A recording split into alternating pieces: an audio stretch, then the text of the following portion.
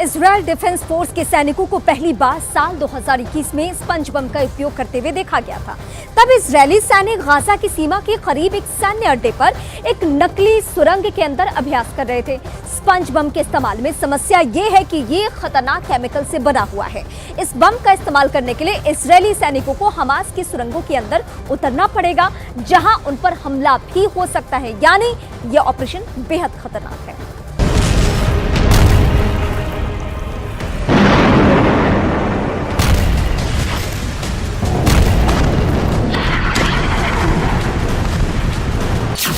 Israel सुरंग के अंदर आतंकियों को बेहोश करके आराम से मारना चाहता है। मिडिल ईस्ट आई अखबार ने लिखा है कि इजरायल सुरंगों के अंदर ऑपरेशन अमेरिका की डेल्टा फोर्स की निगरानी में करेगा।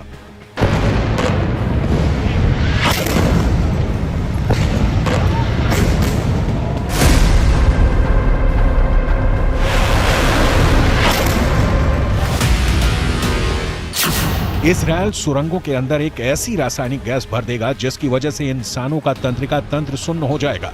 इससे आतंकी और बंधक दोनों ही बेहोश हो जाएंगे। बंधकों को फौरन बेहोशी की हालत में निकालकर गाजा पट्टी से बाहर इजरायल ले जाया जाएगा और फिर बेहोशी की हालत में पड़े हुए हमास के आतंकियों को इजरायल की फोर्स आराम से बंधक भी बना सकती है और मार भी सकती है।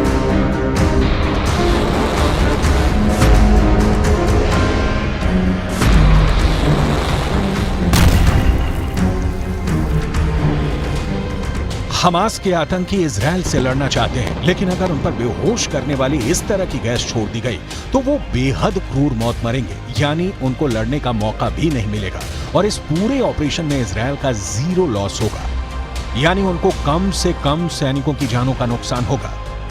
सुरंग के अंदर गैस का इस्तेमाल करने की संभावना इसलिए भी ज़्यादा है क्योंकि अगर इजराइल हमास के आतंकियों के खिलाफ सुरंग के अंदर गोला बारूद या गन फायर का इस्तेमाल करता है तो हमास के आतंकी बंधकों को आगे कर ब्लैकमेलिंग कर सकते हैं और बंधकों को मार भी सकते हैं।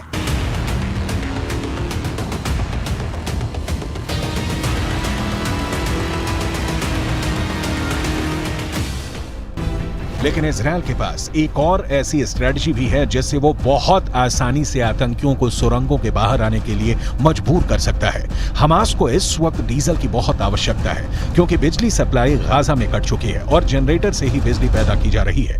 इसीलिए हमास को रॉकेट चलाने के लिए भी डीजल चाहिए, मिसाइल चलाने के लिए भी डीजल चाहिए, गाजा के अंदर परिवहन के लिए भी डीजल चाहिए, खाने पीने का सामान सुरक्षित रखने के लिए भी फ्रिज में बिजली के लिए जनरेटर के अंदर डीजल चाहिए। लेकिन इतनी गहरी सुरंगों के लिए सबसे जरूरी है वेंटिलेशन, और ये वेंटिलेशन भी पंखों से ही होता है और पंखों को चलाने के लिए भी बिजली चाहिए और इसीलिए बिजली पैदा करने वाले जनरेटर में डीजल चाहिए।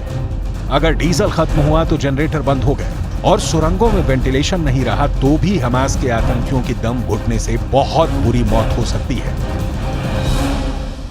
और इसीलिए हमास ने बंधकों की रिहाई का ड्रामा शुरू किया। पहले 2 अमेरिकी बंधकों को रिहा किया गया और फिर 2 इजरायली बंधकों को रिहा किया गया। और जब माहौल बन गया तब लेबनान के बेरूत में मौजूद उसामा हमदान ने बयान दिया कि जब तक गाजा में ईंधन नहीं भेजा जाएगा तब तक 50 दोहरी नागरिकता वाले बंधकों को रिहा नहीं किया जाएगा। लेकिन इजरायल डिफेंस फोर्स ने इस बयान को खारिज करते हुए कहा कि बंधकों को रिलीज करने के बदले ईंधन गाजा के अंदर भेजने का सवाल ही नहीं पैदा होता है।